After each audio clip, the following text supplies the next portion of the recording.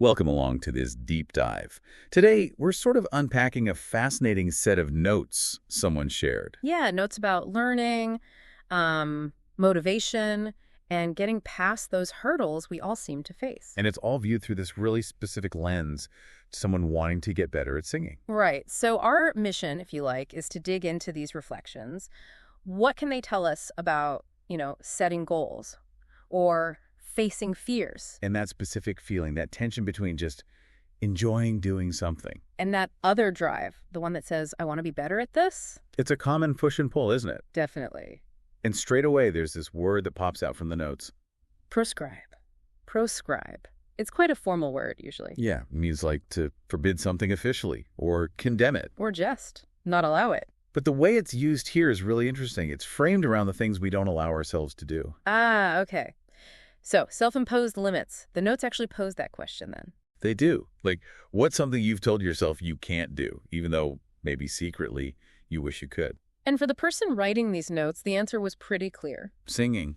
Being a better singer. You can almost feel the starting point in the notes, can't you? That simple enjoyment. Totally. Just singing songs they like, comfortable ones. It mentions slow songs or like bouncy, soulful ones. It's kind of a safe space, yeah. Just the act of singing, no pressure, no judgment. But then, boom, the notes hit that wall. Mm. The fear of actually singing where people can hear you in public. That's a big one for so many people. It really is. But what's interesting is how they describe finding a way around it.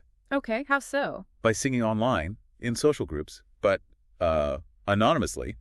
No face reveal, just the voice. Ah, clever. And did it help? Apparently, yeah.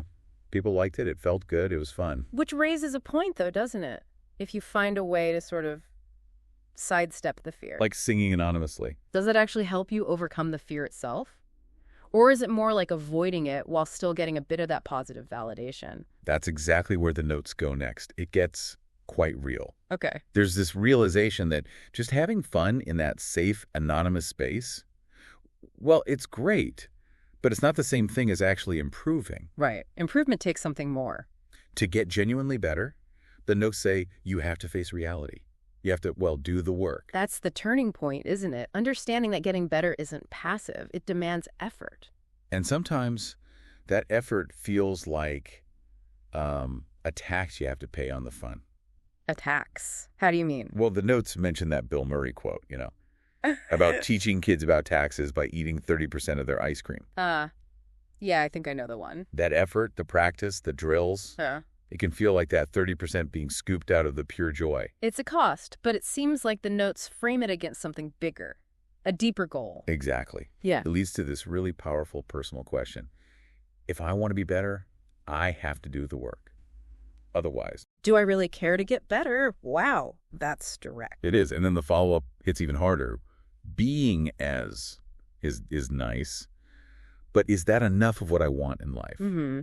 So it connects improving this one skill, singing, to a much larger picture of like personal satisfaction and potential. Yeah. Are you settling, essentially? Which loops right back to that word proscribe. Are we forbidding our own progress because staying put feels, well, easier, safer? Even if staying put isn't quite what we truly desire deep down. So looking back through these reflections, we see this whole arc. Yeah, starting with just the simple joy. Seeing the fear barrier. Finding that clever, maybe temporary online solution. And then landing on that big realization.